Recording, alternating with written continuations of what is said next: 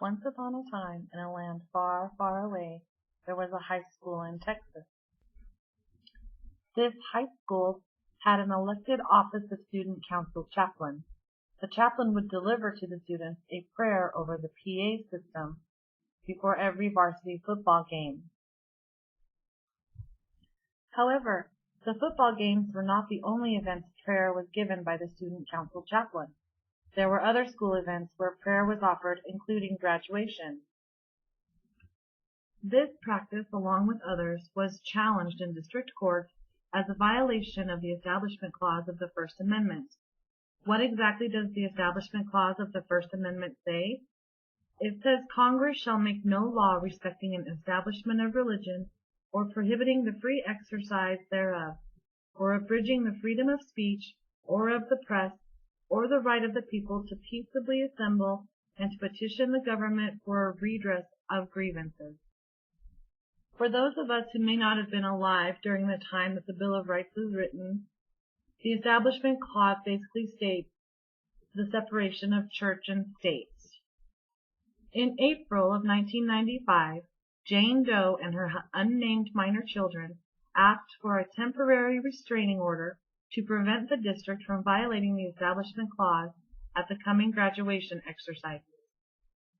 The original complaint alleged the district had engaged in many proselytizing practices, including but not limited to promoting attendance at Baptist revival meetings, encouraging membership in religious clubs, chastising children who held minority religious beliefs, distributing Gideon Bibles on school premises, allowed students to read Christian invocations and benedictions from the stage at graduation ceremonies, and deliver overtly Christian prayers over the public address system at the home football game.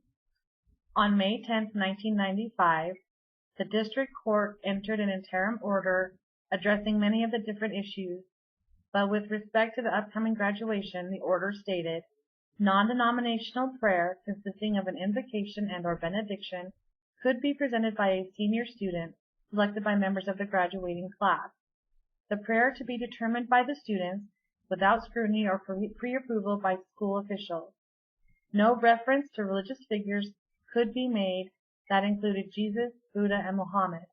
The prayer must be non-proselytizing. In response to the district court's order, the school district adopted 4 new policies with respect to prayer at school functions. The policies created in May and July covered the issue of prayer at graduation, and the policies created in August and October covered the issue of prayer before home football games. That May, the school board passed a policy which permitted the graduating senior class, on the advice and counsel of the senior class president or designee, to elect by secret ballot to choose whether an invocation and benediction shall be part of the graduation exercise. If so chosen to have the prayers, the class shall elect by secret ballot from a list of volunteer students the student who will deliver non-sectarian, non-proselytizing prayers to solemnize their graduation ceremony. In July, the district enacted the policy eliminating the requirement that prayers had to be non-sectarian and non-proselytizing. But if the district were enjoined from enforcing that policy, the May policy would automatically become effective. The August policy, titled Prayer at Football Games, again, elections were held to decide whether or not invocations should be delivered. A second election was held to decide the spokesperson to deliver the prayer. This policy also eliminated the requirement that the prayers had to be non-sectarian and non-proselytizing, but if the district were enjoined from enforcing that policy, the requirement would be added. The October policy, the final policy, was the same as the August policy with the omission of the word prayer from the title and replaces prayer with messages, statements, and invocations.